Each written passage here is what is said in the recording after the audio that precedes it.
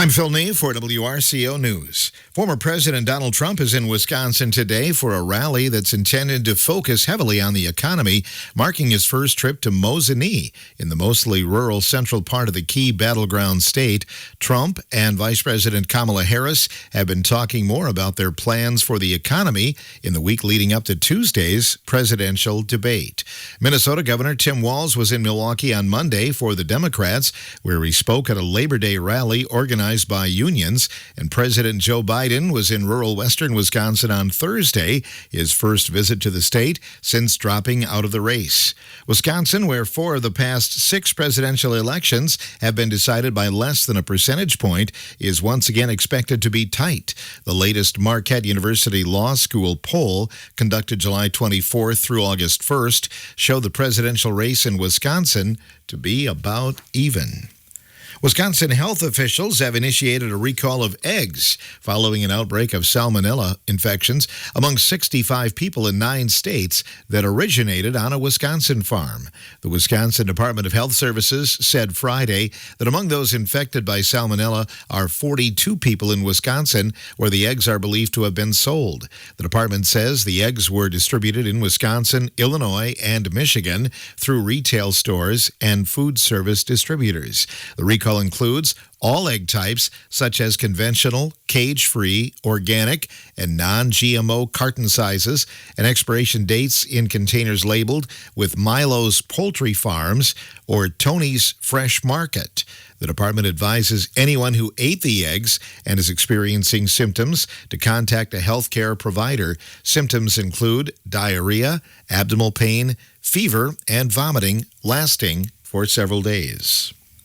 Department of Natural Resources wardens urge use of safety equipment on ATVs and UTVs. DNR Major April Dombrowski says 26 people have died this year while riding recreational vehicles.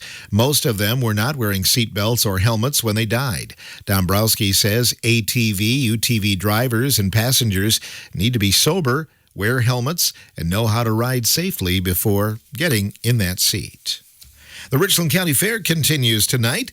It is Senior, Veteran, and First Responder Day. Admission for all seniors, veterans, and first responders who show their ID will be admitted for half price. Tonight will feature a meet and greet with musician Ashley Ryan from 6 until 7 and her concert in the grandstand at 8 o'clock tonight. The fair will wrap up tomorrow with the Little Britches Showmanship Contest at 11, and Mr. Ed's Magical Midway will open at noon.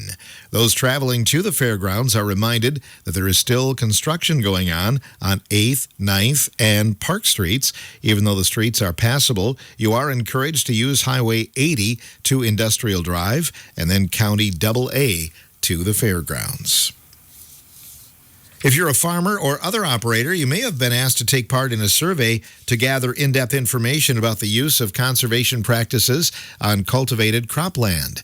The 2024 Conservation Effects Assessment Project is a joint effort between USDA's Natural Resources Conservation Service and National Agricultural Statistics Service. NASS are visiting nearly 12,000 operators across the contiguous U.S. to determine survey eligibility. Surveying will be conducted into the spring of 2025. This is the first of 3 years of surveys conducted by the National Agricultural Statistics Service. Once surveying is complete, NRCS will combine the data with information from the National Resources Inventory. NRCS field staff and multiple data sources to estimate environmental and management outcomes of conservation on cultivated cropland across U.S. farms. NRCS will publish the findings as a cropland assessment report. The CEAP cropland assessments quantify the effects of voluntary conservation efforts across the nation's cropland at both regional and national scales. The Social Security Administration announced progress this year to reduce customer burden by transitioning wet or physical signature requirements to digital signatures for over 30 forms, as well as removing the signature requirements altogether for 13 forms. These actions simplify application processes for people, including removing a potential reason for claims to be sent back or denied. As a result of this work, SSA will now allow an electronic signature rather than a wet signature for more than 30 forms, which make up 90% of the mostly commonly used forms by SSA customers in local field offices. Collectively, these forms represent about 14 million signed forms submitted annually. SSA has also removed the signature requirement entirely for 13 of its most commonly used forms, totaling about 1 million submissions in volume annually. This includes removing the signature requirement for the medical source opinion of patient's capability to manage benefits, the letter to employer requesting wage information, and request for reconsideration, disability cessation right to appear. Customers may also upload many of the 13 forms online, further reducing the burden felt by customers. To build on this progress, the SSA is considering removal of signature requirements on other forms that would ease requirements on about 1 million additional transactions. A reversal from UW-Madison Athletics. We told you yesterday about the memorial bricks near Camp Randall that were set to be removed to make way for the new practice facility. Families were told to claim bricks inscribed in honor of Badgers who have died.